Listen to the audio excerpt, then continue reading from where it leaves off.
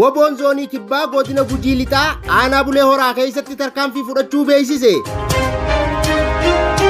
Bifuma wal fakkaatu woboon zoonii giddugalaa godina Shawaa lixaa aanaa Jalduu keessatti lukkeelee diinaa kan adabe yoo ta'u, woboon zoonii kibba baha Oromiyaa aanaa Seeruu Abbaas keessatti loltoota bilchiginnaa haleele. Godina Arsii bahaa aanaa Suudee keessatti galeewwan piippi hawaasa saamuu akkaan cimsanii itti fufuun dhaga'ame. Bulchiinsa magaalaa Shaggar kutaa bulchiinsa magaalaa Burraayyuutti hidhaan ergamtoota bilchiginnaan jiraattota irratti raawwatamu jabaatee itti fufuun dhaga'ame. Godina Horroo Guduruu Wallaggaa aanaa Abaaboo Guduruutti walitti bu'iinsa gidduu milishoota piippiitti uumameen ajjechaa walirratti raawwachuun beekame. Gurraandhala 16,2026 ashamaa harka fuune hordoftoota miidiyaa walabummaa Oromiyaa kanneen hangafoota oduutii bal'ina oduutiif hanga dhuma sagantaa keenyaatti naa waliin turan afeerraa kooti.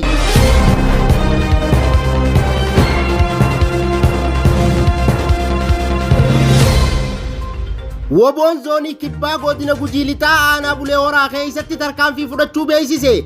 Bal'ina oduutiif jaalduniyaa waan qindeeffatte qabdi. Irree fi gaachanni uummata Oromoo woboon zoonii kibbaa godina Gujii lixaa aanaa Bulee Horaa ganda burqaa Arbichoo keessatti har'a gurraandhala 15,2026 galgala toora sa'aatii 12:45tti tarkaanfii waraana murna maafiyaa piippii irratti fudhateen 4 battalatti yommuu irraa ajjeesu 5 immoo madoo cimtuun adabuu beeksise.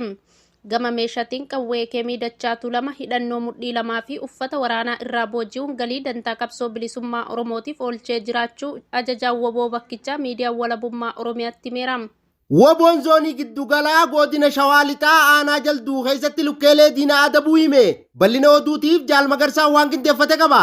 Abdii fi wanteen sabaa woboon guraandhala 15 bara 2026 godina Shawaa lixaa aanaa Jalduu ganda Osolee iddoo Daannoo jedhamtu keessatti tarkaanfii ilaalessaa diina irratti fudhachuun humna diinaa du'aa fi madoon adabee jira.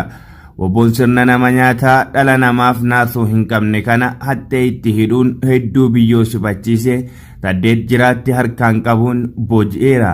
Haaluma kanaan meeshaalee waraanaa fi kophii waraanaa hedduu dugda diinaarraa hiikuun mooraa qabsoo bilisummaa Oromoof galii godheeti jira.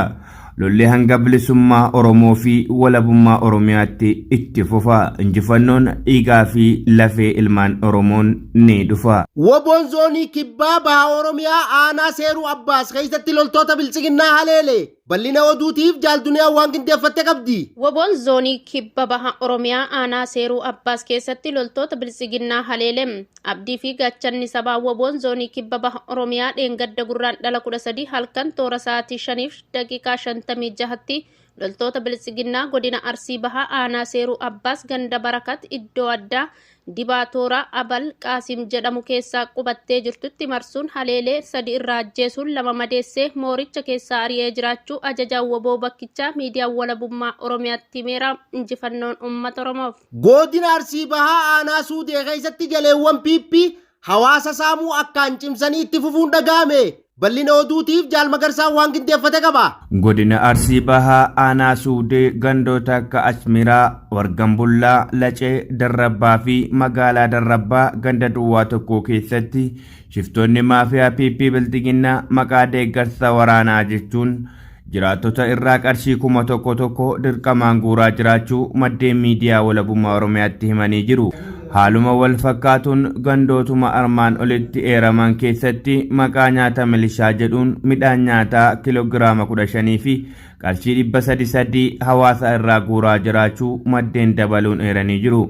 Dabalataanis gandoota kanneen keessatti sirna dhableeyyiin ergamtoota maafiyaa bilchiginnaa dargaggoota Oromoo irratti xiyyeeffatanii adamsuun yakkoota garaagaraa irratti raawwachaa jiraachuu maddeen dabalataan eeranii jiru. Bulchiinsa magaalaa Shaggar kutaa bulchiinsa magaalaa Burraayyuutti hidhaan ergamtoota bilchiginnaan jiraattota irratti raawwatamu jabaatee itti fufuun dhaga'ame. Bal'ina oduutiif jaalduniyaa waan qindeeffatte qabdi. Bulchiinsa magaalaa Shaggar kutaan bulchiinsa magaalaa Burraayyuu irraa gaafa gurraandhala 10,2026 loltoonni olola malee lola hin dandeenye nama maqaan isaa obbo Dinqaa Boodannaa jedhamu badii tokko malee ukkaamsuun hidhatti darbachuu maddeen miidiyaa walabummaa Oromiyaatti himaniiru. Obbo Dinqaan godina lixa shaggar aanaa bakkoo tibbeerraa hojii mootummaa hojjetaa kan ture yoo ta'u, kaabinoonni murna bilisiginnaa immoo hidhata waraana bilisummaa Oromoo qabda jechuun shakkanii waggaa darbe hojii irraa ari'uun baramee jira. Magaalicha keessa akka itti jiraatu dhabee gara magaalaa Finfinneetti hoggaa inni baqatu badii tokkoo fi hirmaannaa dhaaba siyaasaa kam keessaa osoo inni hin qabne magaalaa Burraayyuu keessatti adamsanii qabuun hidhanii hiraarsaa jiraachuun ifoomee jira. Jaleewwan bilisiginnaa shakkii sammuu isaanii dhaaluun liqinfaman kan kanaan dura baramee olitti bifa haarawaan maqaa hawaasni hin qabne itti maxxansuun addatti immoo hojjettoota mootummaa fi qonnaan bultoota irratti xiyyeeffachuun sarbama mirga namooma adda addaa raawwachaa jiru.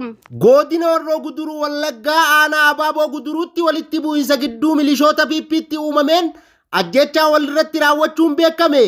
Bal'ina oduutiif Jaal Magarsaan waan qindeeffate qaba. Murni biltiginnaa namoota hawaasa keessa jiraatan keessatti naamusa hin qabne qawwee hidhachiisuun uummata nagaatti bobbaasee godina Horroo Guduruu Wallaggaa aanaa Abaaboo Guduruu ganda qanaatee biyyaa keessatti guraandhala 13 bara 2025 milishoonni PP walii isaanii walitti galagaluun ajjechaa walirratti raawwachuu maddeen keessoo PP miidiyaa walabummaa Oromiyaatti himanii jiru. Akka maddeen himanitti milishoonni PP ajjechaa walirratti raawwatan kunneen kanaan duras dantaa dhuunfaa isaanii irratti wallolaa turuun haaloo walitti kuufatanii kan turan ta'uu kan himan maddeen milishaan ajjeefame kunis maqaan isaa Taarikuu kan jedhamu ta'uu himan. Sababa ajjechaa kanaanis keessoo milishootaa aanichaa guutummatti walitti bu'iinsi uumamee walgaarreeffachaa jiraachuun ifoomee jira. Murni biltiginnaa namoota hawaasa keessa jiraatan keessatti naamusaa fi naatoo ummataaf hin qabne walitti qabuun qawwee hidhachiisee shiftummaa leenjisee ummata nagaatti bobbaasuun yakkoota garaagaraa raawwachiisaa kan jiru yoo ta'u bakkeewwan garaagaraattis dantaa dhuunfaa irratti wal dhabuun lubbuu wal galaafachaa jiraachuun ni beekama. Eegaa hordoftoota miidiyaa walabummaa Oromiyaa oduu namaaf qabnu kanumaa oduu birootiin hanga walitti deebinuu nagaan nuuf tura. Horaa bulaa deebana.